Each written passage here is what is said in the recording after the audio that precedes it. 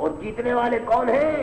الا الذین آمنوا وعملوا الصالحات، جو لوگ میرے دوست صاحب ایمان ہیں، ایمان والے، یقین والے، اچھے عمل کرنے والے، وہ کامیاب ہیں۔ اللہ اکبر۔ تو معلوم یہ ہو میرے دوستوں کہ مومن خوش نصیب ہے جو خود بھی متقی ہو اور اس کے گھر والے بھی متقی، بڑے خوش نصیب، خود بھی متقی اور گھر والے بھی متقی۔ اسی لیے حضرت ابو بکر صدیق رضی اللہ تعالی عنہ کی شان، اس شان میں کسی صحابی کو یہ شان حاصل نہیں جو حضرت ابو بکر صدیق رضی اللہ تعالی عنہ کو حاصل ہے۔ سنیے، ارشاد فرمایا کہ خود صحابی، ماں بھی صحابیہ، باپ بھی صحابی، ساری اولاد بھی صحابی، پوتے بھی صحابی۔ اللہ اکبر۔ چار پشت، الکریم ابن الکریم ابن الکریم، خود کریم خود سخی، باپ بھی بیٹا بھی سخی، پوتا بھی خود صحابی، باپ بھی صحابی، خود صحابی، بیٹا بھی صحابی، پوتا بھی صحابی، چار پشت اللہ اکبر صحابی ہے رضی اللہ تعالی عنہم۔ یاد رکھو حضرت یوسف علیہ السلام کے چار پشت نبی تھے، چار پشت آپ کی نبوت کی چار پشت تک۔ اللہ اکبر۔ یہاں فرمایا کہ چار پشت صحابی، اور پھر آپ کی شان یہ کہ یہ پہلے صحابی ہیں کہ جب آپ کا انتقال ہوا تو آپ کے والد زندہ تھے، ابو قحافہ مکہ معظمہ میں تھے، شور ہو گیا، کسی نے کہا کہ کیا ہوا، پوچھا کیا ہوا، لوگوں نے کہا کہ امیر المومنین کا انتقال ہو گیا، اے ابو قحافہ تمہارے بیٹے تمہارے شاہ صاحبزادے کا انتقال ہو گیا۔ فرمایا کہ آج کا دن بڑا سخت ہے۔ یہ ابو قحافہ جب مکہ معظمہ فتح ہو گئی تو سرکار دو عالم صلی اللہ تعالی علیہ وسلم کی خدمت میں حضرت ابو بکر صدیق رضی اللہ تعالی عنہ ہاتھ پکڑ کر کے اپنے والد کا لے کر حضور کی خدمت میں آئے، عرض کیا یا رسول اللہ میں اپنے والد کو لے آیا ہوں، یا آپ کی غلامی میں حاضر ہونے کے لیے آ گئے۔ حضور صلی اللہ علیہ وسلم نے ارشاد فرمایا کہ اے ابو بکر تم ان کو کیوں لائے، اگر تم مجھے کہتے تو میں خود ان کے گھر پر چلا چلتا، تم کیوں لائے، بہت بوڑھے، 80 سال سے زیادہ کی عمر ہو چکی تھی، بہت بوڑھے ہیں یہ۔ اللہ اکبر، کیا شان ہے حضرت ابو قحافہ رضی اللہ تعالیٰ عنہ، جن کا بیٹا ابو بکر صدیق ہو اور پوتی جن کی عائشہ صدیقہ ہو رضی اللہ تعالیٰ عنہ، تو کیا پوچھنا ہے ان کی شان کا۔ اللہ اکبر، سبحان اللہ۔ تو فرمایا کہ تو معلوم یہ ہوا میرے دوستو کہ جس آدمی کے گھر کے اندر میجورٹی اللہ والوں کی ہے، نیکوں کی ہو، تو اللہ تبارک و تعالی کی بارگاہ میں وہ کامیاب ہے۔ لَهُم مِّن فَوْقِهِمْ ظُلَلٌ مِّنَ النَّارِ وَمِن تَحْتِهِمْ ظُلَلٌ، ان کے اوپر آگ کے پہاڑ ہیں اور ان کے نیچے بھی پہاڑ، اوپر بھی پہاڑ، نیچے بھی پہاڑ، اوپر بھی آگ، نیچے بھی آگ۔ یاد رکھو جس طرح دنیا میں کافر چاروں طرف کفر سے گھرا ہوا ہوتا ہے، اسی طرح سے میرے دوست اوپر بھی آگ نیچے بھی آگ۔ آج لوگوں کا حال یہ ہو گیا ہے، کافروں کا جنازہ دیکھ کر ہنستے مزے کرتے ہیں، کافر کے جنازے میں شریک ہوتے ہیں، بلکہ بعض بے حیا اور بے شرم ایسے بھی ہیں کہ کافر کے جنازے کو جا کر ہاتھ بھی لگاتے ہیں اور اٹھاتے بھی ہیں، اور معاذ اللہ جانے کیا کیا بدتمیزی کرتے ہیں۔ ان کو معلوم ہوتا میرے دوستو یہ دنیا جو ہے یہ غیب ظاہر کرنے کی جگہ نہیں۔ سنو، سرکار دو عالم صلی اللہ تعالی علیہ وسلم کی حدیث ہے کہ جب کوئی کافر انتقال کرتا ہے اور کافر کا جنازہ اٹھتا ہے تو فرشتے آگ سامنے لیے ہوئے، فرشتے آگ، شیطان معاذ اللہ، شیطان آگ لیے ہوئے اور اس کافر کے جنازے کے آگے آگے چلتا ہے، آگ لیے ہوئے خوب اچھلتا ہے، کودتا ہے، خوب خوشیاں مناتے ہوئے آگ لیے ہوئے چلتا ہے۔ حدیث کہتی ہے کہ وہ شیطان خوشی مناتا ہے اور کہتا ہے کہ چلو میری محنت ایک آدمی پر تو وصول ہوئی، اب یہ جہنم میں جائے گا۔ اللہ بتائیے، آگ اس کے آگے آگے آگ ہوتی ہے۔ اس لیے جس کافر کی جہاں قبر ہے معاذ اللہ وہاں خدا کے قہر کا نزول ہوتا ہے. اس لیے اللہ تبارک و تعالی ایسے مقام پر جانے سے اور ایسے مقام پر گزرنے سے بھی اللہ تعالیٰ بچائے. لیکن اگر خدا نہ خواستہ مجبوری اگر کبھی گزرنا ہی ہو تو پھر استغفر اللہ پڑھتے ہوئے سرکار دو عالم کا نام لیتے ہوئے تیزی سے گزر جایا کرو. اللہ اکبر. کتنی پریشانی اور مصیبت ہے کہ بعض قبرستان یہاں ایسے ہیں کہ جو معاذ اللہ گزرنا ہی ہوتا ہے ایسی جگہ سے ایسے راستے سے جہاں کافروں کی خبریں ہیں تو اب مجبوراً ایسی جگہ آنکھ نیچی کیے ہوئے گزر جایا کرو. لیکن میرے دوستوں میں نے مسلمان پڑھے لکھے مسلمانوں کو دیکھا ہے کہ وہ کافروں کی قبروں سے ایسے گزرتے ہیں کہ جیسے رائل روڈ سے وہ جا رہے ہیں آرام کے ساتھ تفریح کرتے ہوئے معلوم گارڈن میں تفریح کر رہے ہیں. اللہ احساس مسلمانوں کا اتنا گندا ہو چکا ہے. اب اگر کسی کو نصیحت کیجیے تو وہ تو پھر مارنے مرنے کے لیے تیار ہو جائے گا. جی مجھے نصیحت کرتے ہو میں تو بہت بڑا آدمی ہوں بتائیے کس کو آدمی کون نصیحت کرے. اللہ اکبر. اس لیے میرے دوستو اللہ اکبر کسی قبرستان کسی میت کے ساتھ حاضر ہونے میں سخت تکلیف ہوتی ہے. جو باتیں دیکھنے میں آتی ہیں نہایت مشکل ہے. اللہ اکبر. لوگوں کے عجیب حالات ہو گئے. غلل من النار ومن تحتهم ظلل. اوپر بھی آگ اور نیچے بھی آگ. اللہ اکبر. پھر ذالک یخوف اللہ به عبادہ یا عباد فاتقون. اس سے اللہ ڈراتا ہے اپنے بندوں کو اے میرے بندو تم مجھ سے ڈرو. یہ تمام چیزیں اس لیے ہیں کہ تم مجھ سے ڈرو.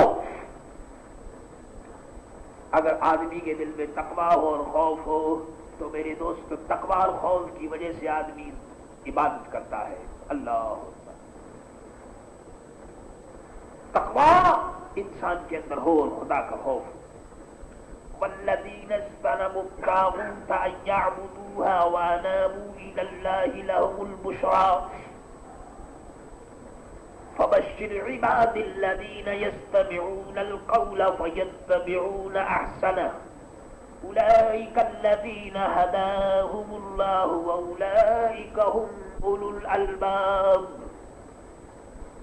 اور وہ جو بتوں کی پوجا سے بچے اور اللہ کی طرف رجوع ہوئے انہی کے لیے خوشخبری ہے. سبحان اللہ. ان کے لیے خوشخبری ہے. مومنوں کو دنیا میں حضور کی خوشخبری ہے, مرتے وقت فرشتوں کی, قبر میں ملائکہ کی, حشر میں فرشتوں کی. یہ تمام خوشخبریاں سرکار دو عالم کی خوشخبری پر موقوف ہے. ان کے لیے خوشخبری. فبشر عباد الذین, تو خوشی سناؤ میرے ان بندوں کو جو کان لگا کر بات سنیں. یستمعون القول فیتبعون احسنا, اور پھر اس کی اچھائیوں پر چلیں, کان لگا کر سنیں. اور جس کام کے اوپر سرکار دو عالم صلی اللہ تعالی علیہ وسلم چلتے اس کے اوپر میرے دوستو عمل کرنا چاہیے. اللہ اکبر. یعنی ہر آدمی دیکھے کہ اس کے اندر کیا اچھائی ہے, اچھائی کی جو چیز اس کے کان میں آ جائے اس کے اوپر عمل کرنا چاہیے.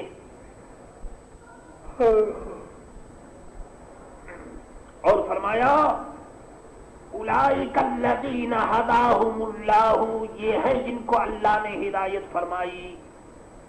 یہ دونوں آیتیں حضرت ابو بکر صدیق رضی اللہ تعالی عنہ کے حق میں یہ دونوں آیتیں نازل ہوئی. سبحان اللہ.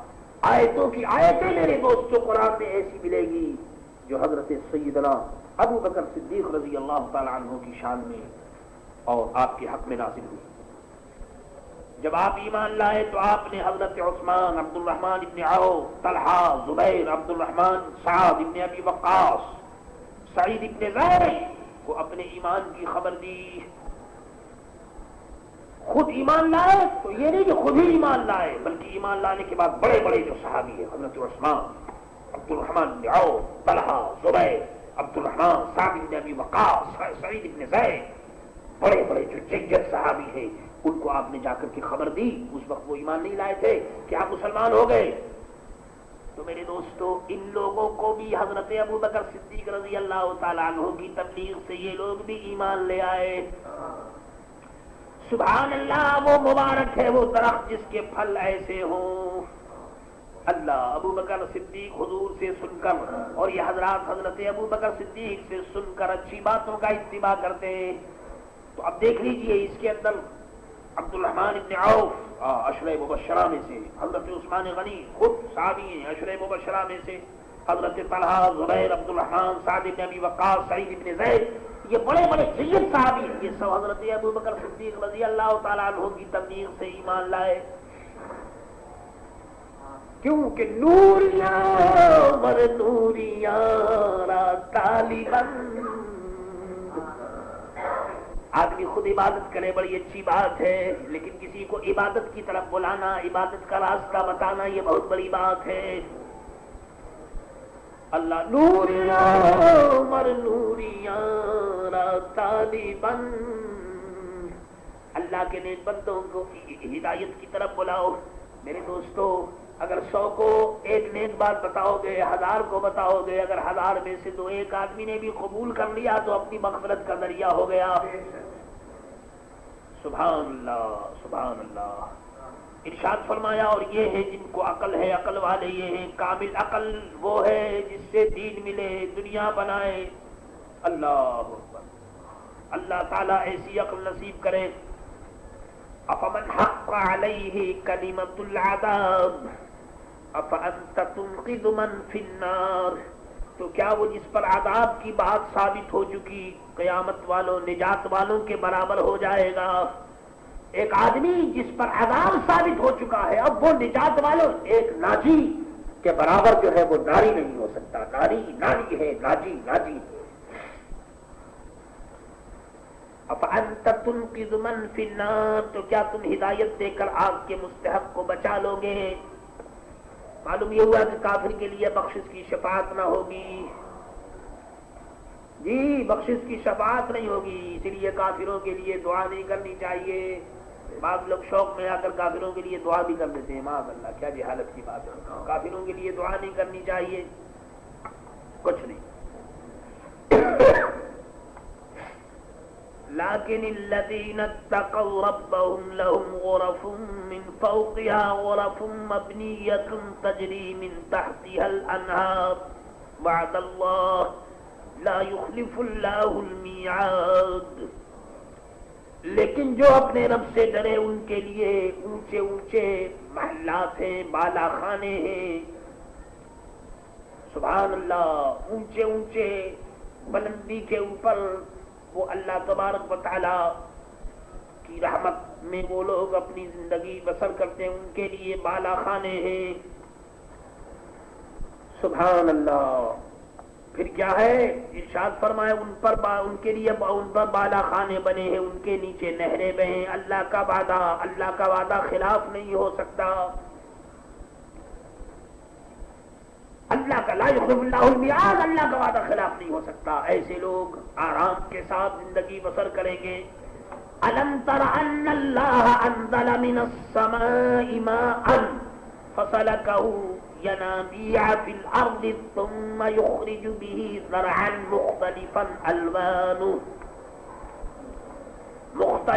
الوانه ثم يهيج فتراه مصفرا ثم يجعله حطاما ان فی ذلک لذکری لأولی الالباب.